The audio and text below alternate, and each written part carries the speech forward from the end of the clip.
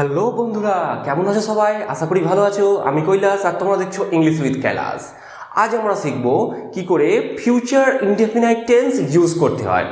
এটাকে future indefinite tense বলে, অথবা তোমরা সিম্পল ফিউচার টেন্সও বলতে পারো। এটা খুবই একটা easy topic, but still I have seen many students facing some problems, so that's why I thought to make this video. আশা করি তোমাদের এই ভিডিওটা খুব ভালো লাগবে আর খুবই ইনফরমেটিভ হবে। সো ভিডিওটাকে স্কিপ না করে পুরোপুরি দেখো। So without wasting time, let's get started.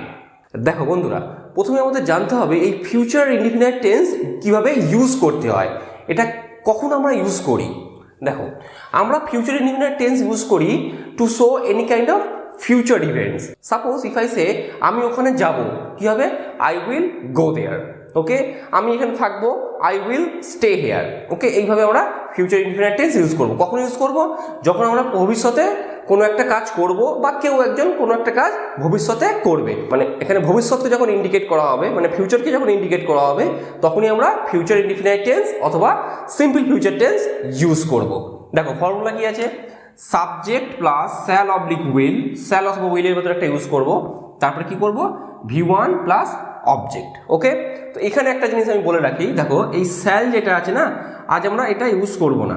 যদিও এটাকে ইউজ করেও করা যায়, মেইনলি আমরা স্যাল কিসের জন্য ইউজ করি? আই এর জন্য আর উই এর জন্য, ঠিক আছে। কিন্তু আই আর উই এর জন্য আমরা কি ইউজ করব?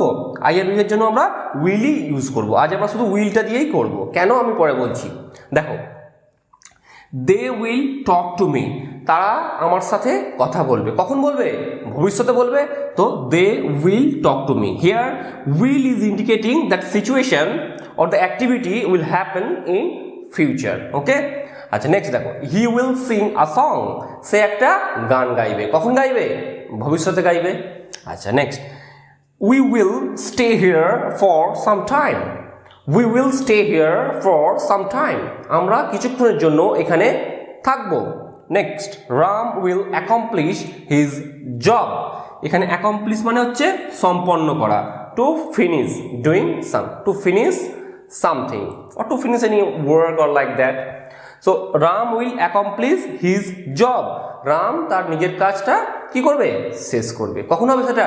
ভবিষ্যতে। আবার বলছি, দেখো, they will talk to me, তারা আমার সাথে কথা বলবে। He will sing a song, সে একটা গান গাইবে। We will stay here for some time, আমরা এখানে কিছুক্ষণের জন্য থাকবো।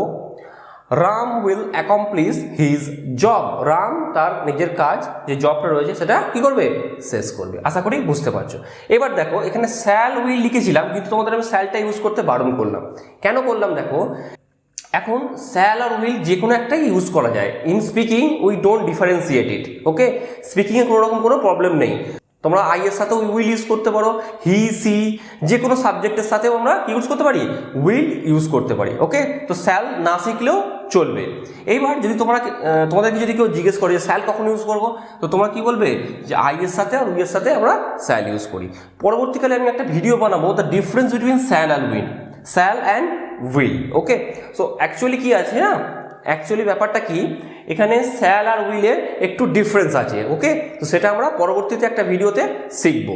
আজ আমরা শুধু এটা উইলটা দিয়েই সেন্টেন্স বানিয়েছি, আর ওই দিয়েই আমরা শিখবো। এবার আমরা শিখবো কিভাবে এই সেন্টেন্সগুলোকে নেগেটিভ করতে হয়। আমি এই সেন্টেন্সটা নেগেটিভ করে তোমাদের দেখাচ্ছি। নেগেটিভ ইন্টারোগেটিভ আর negative interrogative, all parts are very much important. So let's C.